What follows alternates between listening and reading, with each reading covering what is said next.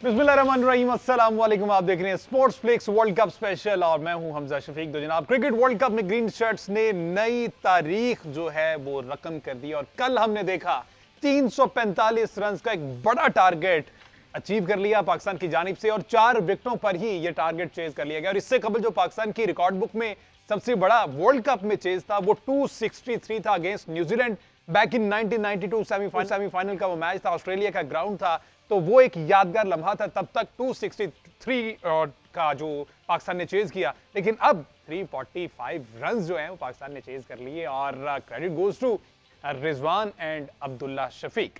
तमाम तर सूरत हाल पर बात करने के लिए हमारे साथ मौजूद है फॉर्मर कैप्टन सलमान भट्ट साहब।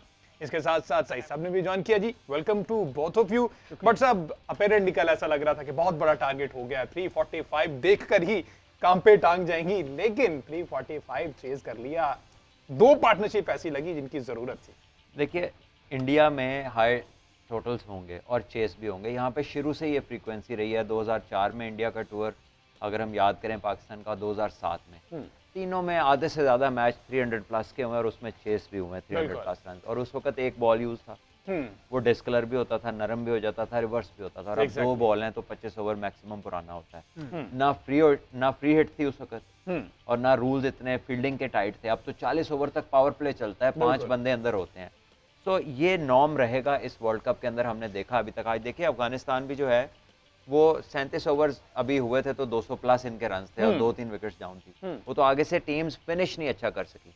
श्रीलंका भी लाइकवाइज कल लग रहा था कि 380 के एक्सेस में जाएगी, बिल्कुल। लेकिन पाकिस्तान ने जो असल कमबैक किया वो आखिरी 10 ओवर्स में 61 रन देके जो 5 विकेट्स लिए हैं, हसन अली और हारिस रऊफ स्पेशली बहुत ही आउटस्टैंडिंग उन्होंने बॉलिंग की। और लास्ट ओवर में भी हारिस रऊफ को सिर्फ 1 रन बना। तो ये मोमेंटम जो जाते जाते इनिंग्स का जो खत्म हुआ है ना, वो पाकिस्तान के हक में हुआ, बिल्कुल। और उसके बाद स्पेशली 2 विकेट, सबसे ज्यादा खुशी की बात है कि बाबर का कोई मेजर कंट्रीब्यूशन नहीं था और उसके बावजूद पाकिस्तान की बैटिंग ने ये वर्ल्ड रिकॉर्ड चेज किया। अब्दुल्ला शफीक एक कह लीजिए कि breath of fresh air for Pakistan, बिल्कुल। आपने एक ऐसा ओपनर खिलाया जो आपकी फर्स्ट चॉइस नहीं थे वर्ल्ड कप में आते हुए। पाकिस्तान के लिए वर्ल्ड कप डेब्यू में और सेंचुरी स्कोर करने वाले पहले बैट्समैन, सेंचुरी उन्होंने स्कोर की अपने वर्ल्ड कप डेब्यू के ऊपर। और इसके साथ साथ फिर मोहम्मद रिजवान जो कि आपके मिस्टर कंसिस्टेंट है, बिल्कुल। 131 रन उन्होंने किया। और मुझे याद है कि एक प्रेस कॉन्फ्रेंस में जब इन्होंने कहा था कि मैं नंबर 4 पे खेलना चाहता हूँ, लेकिन मैं टीम के लिए इससे नीचे खेलता हूँ, तो वो जस्टिफाई किया उन्होंने नंबर 4 पे जब से उन्हें मौका मिल रहा है। श्रीलंका में भी हमने देखा उनकी बैटिंग नॉट आउट थे 80 प्लस रन पे, और यहाँ भी 131। सबसे खास बात है कि प्रॉपर बैटिंग हुई है, कहीं आपको स्लॉग नहीं नजर आई, कहीं आपको कोई unconventional out of the box जाके स्ट्रोक्स नजर नहीं आए। हर ओवर में आप बाउंड्री मिलती थी, उसके बाद सिंगल्स होते थे। रनिंग बिटवीन द विकेट बहुत ही आउटस्टैंडिंग रही, दोनों की जो कॉलिंग थी। फिटनेस लेवल्स की अगर हम बात करें कि 50 ओवर कीपिंग के बाद इस तरह की रनिंग करना और इतनी लेंथ तक बड़ी इनिंग खेलना और इस प्रेशर के अंदर, तो बहुत ही कह लें कि मजा भी आया देखने का और बड़ी खुशी भी हुई कि ये जो फिटनेस लेवल्स हैं, बिल्कुल ऐसे ही है। स्पेशली रिजवान को अगर हम देखें, वो दे वर आउटस्टैंडिंग। अच्छा बट साहब, यहाँ से ही अगर ये सवाल मैं आपसे करता जाऊँ कि ये जो दूसरे एंड पे बैट, अब नौजवान अब्दुल्ला शफीक एक एंड पे हैं, दूसरे एंड पे जो बैट्समैन खेल रहा होता है, किस कदर ये फील करवाना होता है अपने नए पार्टनर को, और किस तरह से ये यंग और जो एक यंग है और एक एक्सपीरियंस प्लेयर है, इसका किस तरह से पार्टनरशिप में बिल्ड करने में रोल होता है। और साथ ही मैं अगर ये भी पूछता चलूँ कि आपने जो अपना कैरियर खेला है, किस बैट्समैन के साथ खेलते हुए आपको सबसे ज़्यादा मज़ा आया? देखिए, मुझे शोएब मलिक के साथ मैंने काफ़ी बैटिंग की, तो हमारी काफ़ी अच्छी अंडरस्टैंडिंग थी रनिंग बिटवीन द विकेट। वो बहुत तेज़ थे और मैं उनसे काफ़ी स्लो था बिटवीन द विकेट्स। लेकिन होता ही है कि हमेशा तेज़ वाला जो रनर है वो स्लो पे एडजस्ट करता है, तो हमें बड़ी आसानी रही। ऑल्दो कि मैं अपने करियर में एक दफ़ा उनके साथ रन आउट भी हुआ हूँ, लाहौर में टेस्ट मैच था, ठीक है, और वो बहुत ही जजमेंट का एरर था, वो सिंगल नहीं बनती थी। लेकिन ही वॉज वन प्लेयर जिसके साथ मैं बड़ा ईजी था। और उसके अलावा अगर मैंने बैटिंग इंजॉय की है जिसमें आप कह लें सीनियर जूनियर का बहुत ज़्यादा एलिमेंट या बैटिंग की मास्टर क्लास थी, तो I was lucky to have a big partnership with Inzi भाई in test matches, in one day matches जो कलकत्ता में हमने जीता, बिल्कुल। यूसुफ भाई के साथ बैटिंग में बहुत कुछ सीखने को मिलता था। और फिर मैंने वर्ल्ड 11 के 2 मैच खेले जिसमें ब्रायन लारा के साथ मेरी पार्टनरशिप, और वो बहुत बड़ा लर्निंग कर्व था, क्योंकि उस एक इनिंग के अंदर जितनी चीज़ें उन्होंने मुझे बैटिंग में बताई वो मैंने उससे पहले नहीं सुनी हुई थी। ठीक है जी, जिस तरह से भट्ट साहब ने कहा कि कोई स्लोगिंग नजर नहीं आई अब्दुल्ला शफीक की, हम बैटिंग देखेंगे जिसमें पता चलेगा कि मजीद किस तरह से शॉट्स खेलें और सीखने वालों के लिए उसमें बहुत सी जो है निशानियां दिखाई जी अब्दुल्ला शफीक के लिए। जनाब ये वो परफॉर्मेंस थी अब्दुल्ला शफीक की, जिस तरह से दलेराना बैटिंग की, और लग ही नहीं रहा था कि ये वर्ल्ड कप में इंडियन सोइल में इनकी ये पहला मैच है, डेब्यू मैच है। बट सब 113 रन, 3 छक्के, 10 चौके, क्या कमाल के नहीं। देखिए आउटस्टैंडिंग नॉक थी। अगर आप इसमें देखें कि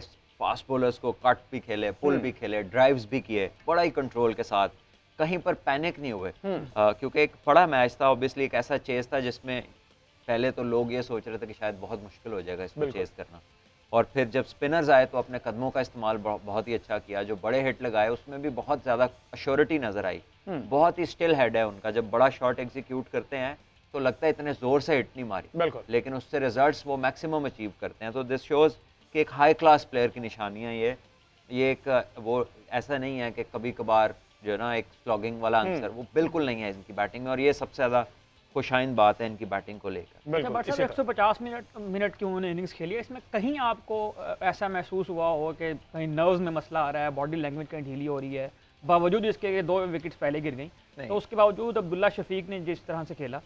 बिल्कुल ऐसा नहीं कहीं भी लगा, और मैंने इसीलिए जिक्र किया कि जो पैनिक नहीं होते ना आप, तो इट मीन्स के यू आर सेटल्ड, आपको कोई अंदर ऐसी चीज़ नहीं है जिससे आपको परेशानी हो रही है या आप अनयूजुअली रिएक्ट कर रहे हैं किसी चीज़ को।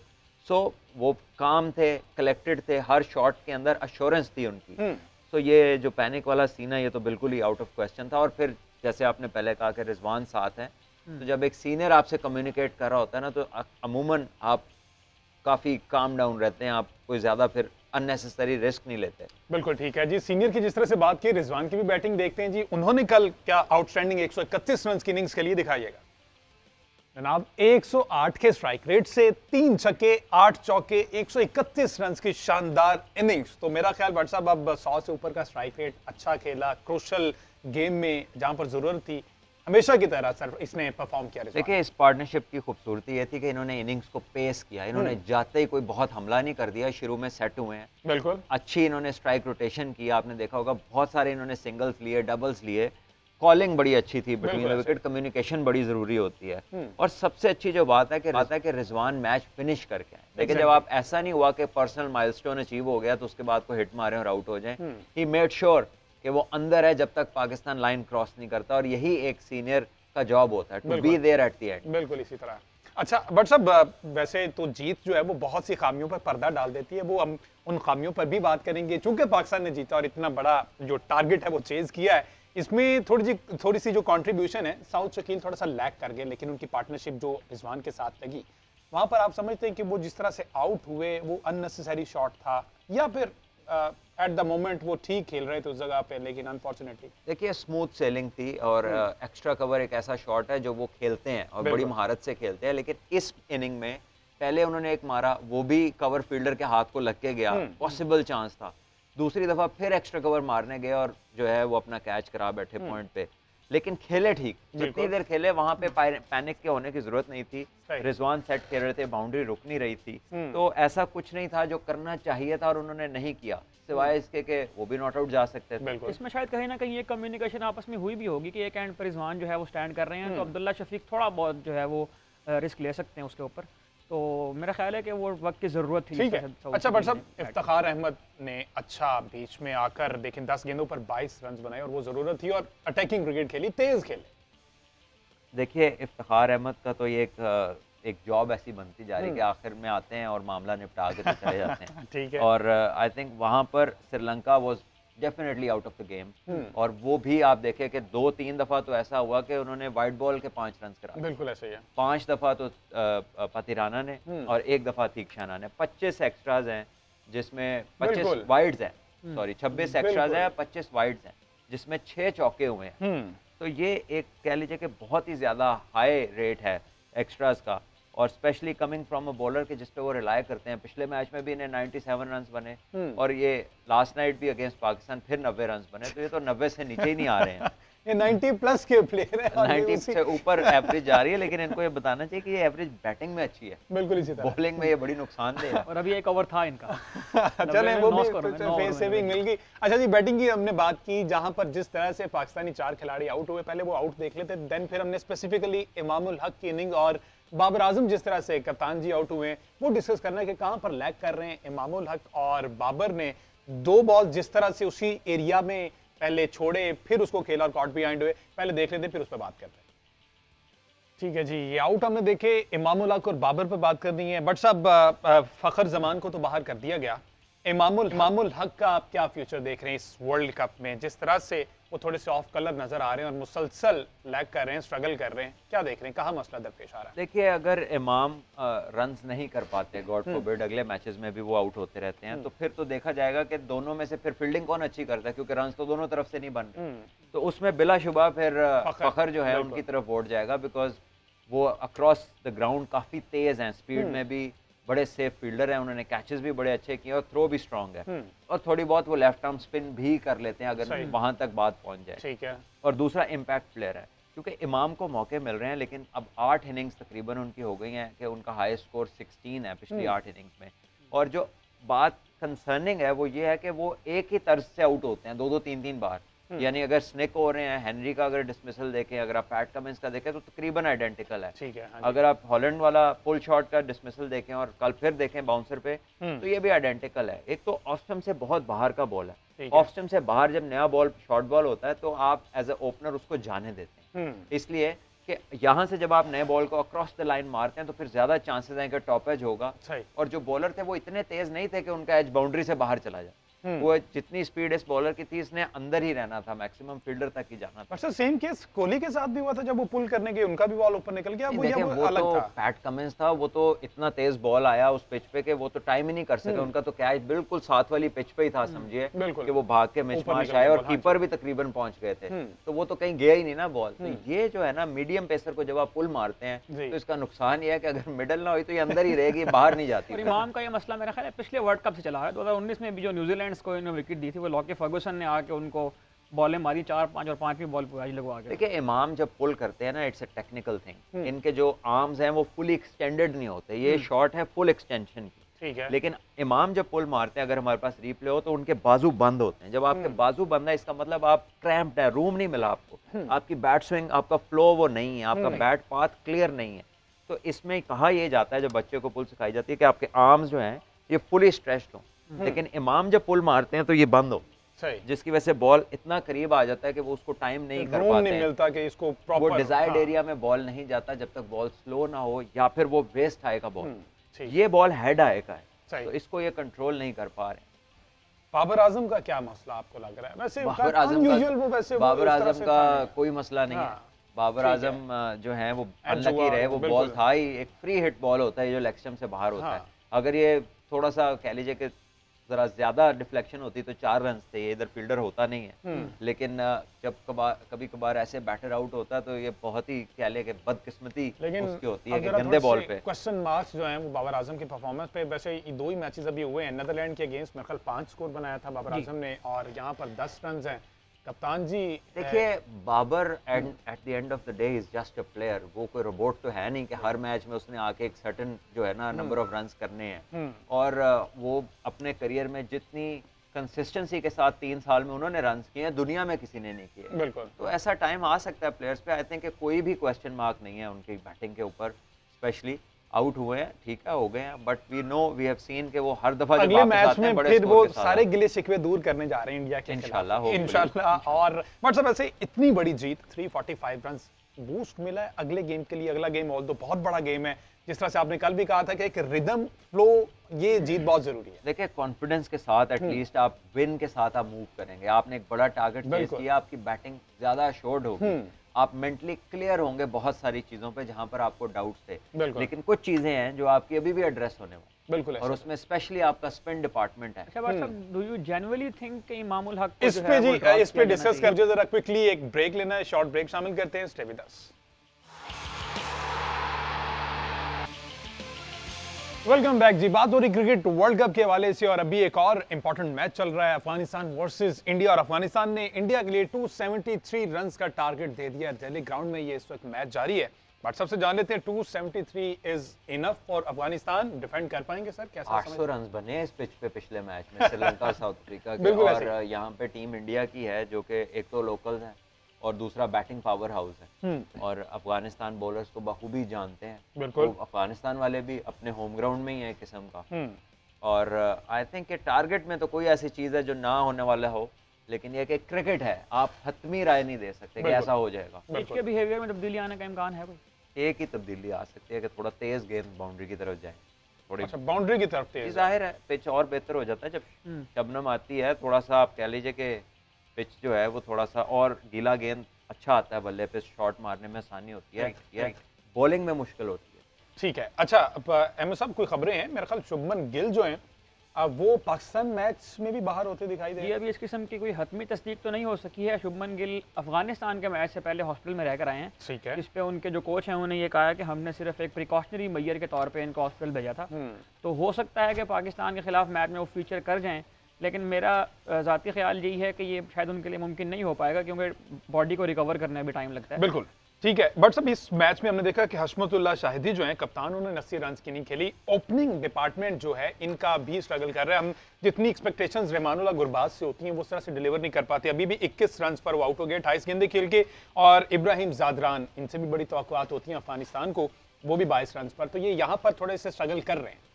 देखिए इनका प्रॉब्लम ये है कि ये बेसिकली एक T20 सेंट्रिक टीम है और ये इनकी जो गेम टेम्परामेंट है ना वो बिल्कुल शॉर्टर फॉर्मेट वाला है। ये जब इनको बड़ा मैच खेलना पड़ता है तो बड़ा रेयरली ऐसा लगता है इनकी परफॉर्मेंस या इनकी बॉडी लैंग्वेज देख के कि ये इस फॉर्मेट को ओन कर रहे हैं, वरना they are made for T20 cricket. और वो फिर शॉर्ट कमिंग्स नजर आती हैं जब इनको थोड़ा सा सब्र, तहम्मुल, शॉर्ट सिलेक्शन में थोड़ी पेशेंस दिखानी पड़ती है।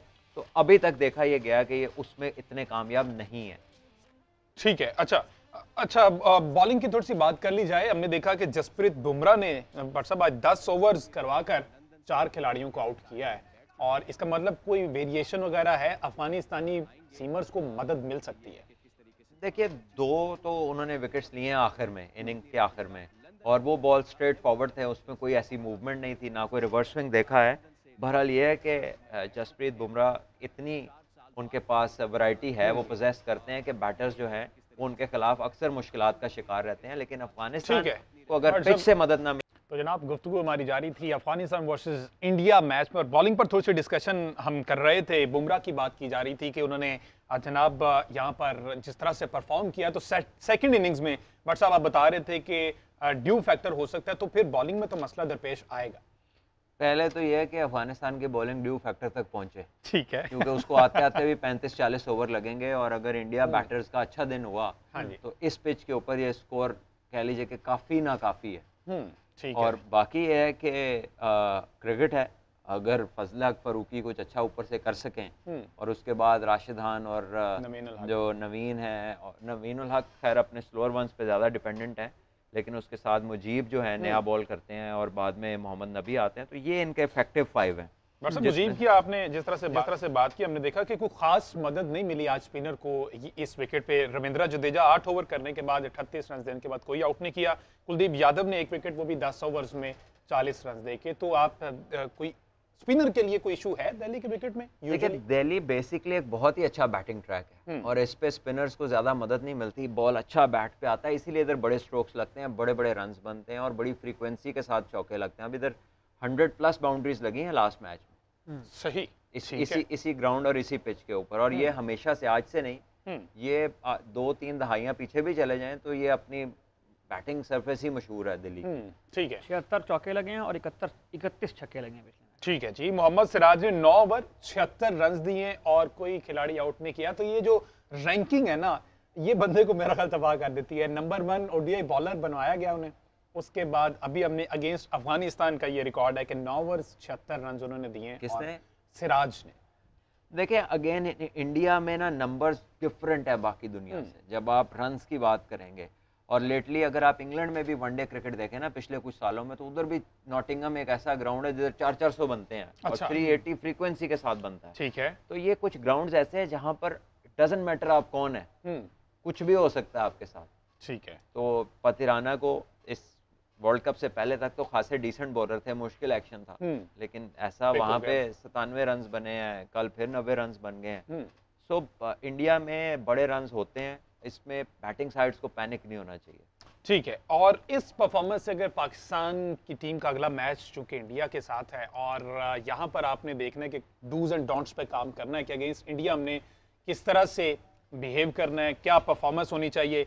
मैं कोशिश कर रहा हूं कि मैं लिंक कर पाऊं हार्दिक पांड्या को किस तरह से फेस, क्योंकि एवरी मैच में हार्दिक पांड्या बॉलिंग नहीं तो बैटिंग में काम कर जाते हैं, बैटिंग नहीं तो बॉलिंग में। यहां पर भी उन्होंने 7 ओवर 43 रन 2 खिलाड़ियों का और उस बड़ी पार्टनरशिप को भी उन्होंने ब्रेक किया जो 3 जो चल विकेटें रही गिरने थी, के बाद हशमतुल्लाह और अजमतुल्लाह के दरमियान एक देखिए, partnership पाकिस्तान को अपना प्लान चेंज नहीं करना। पाकिस्तान के बैटर्स ने 50 ओवर खेलने, ठीक है। ये प्लान स्पेसिफिकली हार्दिक के खिलाफ कोई हमें कोई प्लान देखिए, बनाने की हार्दिक जरूरत भी नहीं। बॉलर ही है ना बीच में, तो तमाम बॉलर्स नहीं करने होगा। बिल्कुल। तो जिस तरह के भी हैं टॉप 6 अगर बैटिंग करेंगे, देखिए इधर कोई ऐसी मूवमेंट नहीं आपको देखने को मिल रही कि कोई बैट्समैन था उसे इन स्विंग ने बीट कर दिया, उसे आउट स्विंग ने बीट कर दिया। या तो गलत शॉट्स मार के प्लेयर आउट हो रहे हैं, या फिर अर्ली ऑन जो हल्की फुल्की मूवमेंट है बॉल पे, उस पर एक आधे एज तो मैंने एक आधी स्लिप लगती देखी है, वरना तो वही आउट हो रहा है जो बैटर ने कुछ बड़ा शॉट मारने की कोशिश की और वो उसको नाकाम रहा उसको एग्जीक्यूट करते हुए। तो बाय एंड लार्ज अगर आप सेंसिबल बैटिंग करते हैं, अगर आप वो अर्ली पैसेज थोड़ा सा 4-5 ओवर का गुजार लेते हैं, तो रन्स का फ्लो यहाँ पर है। और आई थिंक कि पाकिस्तान के लिए जो की फैक्टर है वो है कि बैट्समैन पूरे ओवर खेलें, जो मर्जी टीम इनके खिलाफ होगी ये वो मैच जीत सकते हैं। बैटिंग की तो व्हाट्सएप आपने बात कर ली कि 50 ओवर्स खेलने चाहिए। विनिंग कॉम्बिनेशन हमने लास्ट टाइम बात की, उसको ब्रेक कर दिया गया जी, ओपनिंग तोड़ी गई, वहां पर अब्दुल्ला शफीक को एडजस्ट किया और अब्दुल्ला शफीक ने अपनी परफॉर्मेंस से साबित किया कि उनकी सिलेक्शन ऑन मेरिट बेसिस बिल्कुल ठीक है। बट सब समझते हैं आप उसामा मीर जो है वो नरेंद्र मोदी स्टेडियम में कारआमद हो सकते हैं अगर किसी भी जगह उन्हें ऐड किया जाए तो? देखिए, अच्छे स्पिनर है और फ्लाइट के साथ बॉल करते हैं, उन्हें बाउंस मिलता है, स्पिन ज़्यादा करते हैं वो बाकी किसी भी पाकिस्तानी स्पिनर से, तो ये उनके एडवांटेजेस हैं, प्लस पॉइंट्स हैं। ऑन द डे वो कैसे डिलीवर करते हैं उस पर डिपेंड करती है कि उनकी परफॉर्मेंस क्या होगी। और इंडिया वो उन टीमों में से है जो स्पिनर्स पे काफ़ी कह लीजिए महारत रखते हैं अगेंस्ट स्पिनर्स। बिल्कुल। सो जब आप अगर उसको खिलाते हैं then you have to back him, ठीक है, थ्रू थिक एंड थिन। जब आप एक बंदे को पिछले 5 साल से बैक कर रहे हैं, जो ऑफ एंड ऑन पैचेस में बड़ी परफॉर्मेंसेस दे रहे हैं, बीच में फ्लैट भी हो जाते हैं, तो फिर नए लड़के को इतनी बड़े इवेंट में, इतनी बड़ी बैटिंग साइड के सामने, उनकी कंडीशंस में, तो you have to back him, बजाय कि आप ये सोचें कि उसके साथ ये हो गया तो क्या होगा, तो जो सामने वाले के साथ हो रहा है तो फिर तो कोई नहीं, एक और ड्रॉप सही। किसको करेंगे अगर उसामा मीर को लाते हैं तो? नवाज जो देखिए कि जी, नवाज इज वन ऑप्शन, ठीक है, लेकिन अब भी मुझे नहीं लगता कि कोई चेंज आएगा ये स्पिनर्स में, क्योंकि नवाज को Pakistan team as an allrounder देखती है, उसको सिर्फ एक एज ए स्पेशलिस्ट स्पिनर नहीं देखती। और अगर देखा जाए तो उसके फिगर्स इतने बुरे नहीं हैं। ज्यादा जो कंसर्न है वो शदाब की बॉलिंग को लेकर है। नवाज की बॉलिंग, फील्डिंग, बैटिंग इतना किसी चीज का कंसर्न नहीं है, और वो भी एक बहुत डिसेंट फील्डर है। फील्ड में भी आप देखिए वो कैचेस अपने लेते हैं, जब बैटिंग की बारी आती है वो इफेक्टिव रन करते हैं। यस, ठीक है। अच्छा जी, कल एक और बड़ा इंपॉर्टेंट मैच है बट साहब, South Africa versus Australia. South Africa 428 runs in their previous match और India Australia 199 against India, all team out. ये कोई प्रेशर होगा ऑस्ट्रेलिया पर? ये किस जगह है मैच? ये देखना पड़ेगा कि ये चीज वाकई मैटर करती है कि ये किस जगह पर ये है जी। जो कल का मैच है वो खेला जाना है लखनऊ स्टेडियम में। लखनऊ स्टेडियम में, और आई गेस कि ये नया ग्राउंड है। नया ग्राउंड है, तो आई थिंक कि देखेंगे कि पिच कैसा है, आपको दोनों टीमों की जो फॉर्मेशन होगी उससे आइडिया हो जाएगा। अगर तो एक्स्ट्रा स्पिनर किसी टीम ने खिलाया तो इसका मतलब है कि सरफेस में कुछ ना कुछ स्पिनर के लिए होगा, और अगर वो एज इट इज जाते हैं तो इसका मतलब है कि बाय एंड लार्ज वो एक अच्छा बैटिंग सरफेस होगा।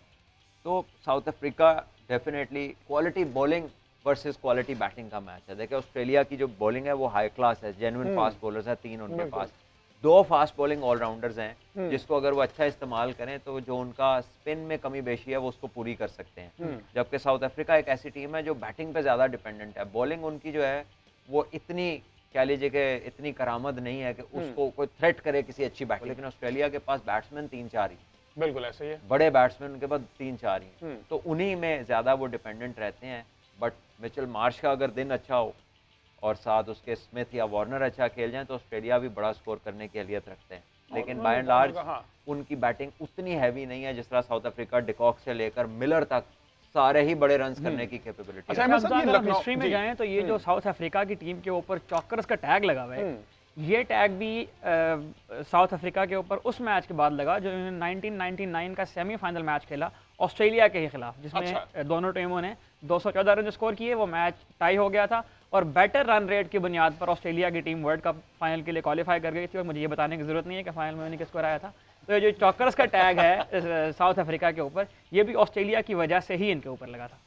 तो ये टैग हटाने के लिए कुछ तो करना पड़ेगा ना, कहीं पे भी आके चौक देखिए कर ये जाते हैं। अनलकी भी रहे हैं। ये हाँ। पहले वर्ल्ड कप में जब वापस आए हैं अपनी इंक्लूजन, जब इनका बैन खत्म हुआ है, तो 1992 में ये अच्छा खासा सेमीफाइनल जीत रहे थे। बारिश हुई और डकवर्थ लुइस में एक बॉल पे 22 रन का टारगेट मिला। अच्छा, तो वो वेरी वेरी अनफेयर था क्योंकि डेव रिचर्डसन उस वक्त बैटिंग कर रहे थे, वो अच्छे खासे बैटर थे। दूसरा प्लेयर भी जो है वो मैकमिलन था जो कि ऑलराउंडर था, तो पहले वो डुएबल था टारगेट। लेकिन जब ये बारिश के बाद वापस आए तो डकवर्थ लुइस ने तो इनकी दुनिया हिला दी। तो असल तो काम वहां से खराब हुआ। और ये साउथ अफ्रीका का आई गेस पहला वर्ल्ड कप था, पहला वर्ल्ड कप था Appear हुआ। कमबैक के बाद। ठीक है जी, डिस्कशन की हमने आज के मैच पे, कल भी गुजरे हुए मैच में और आने वाले कल वाले मैच में। तो कल जो बड़ा इंपॉर्टेंट मैच है साउथ अफ्रीका वर्सेस ऑस्ट्रेलिया, जो कि ऑस्ट्रेलिया के लिए इंपॉर्टेंट होने वाला है क्योंकि वो अपना पहला मैच हारे में। अभी जो मैच चल रहा है 273 का टारगेट दिया है जी इंडिया को। लेट्स सी इंडिया चेज कर पाता है कि नहीं। आज के शो से इतना।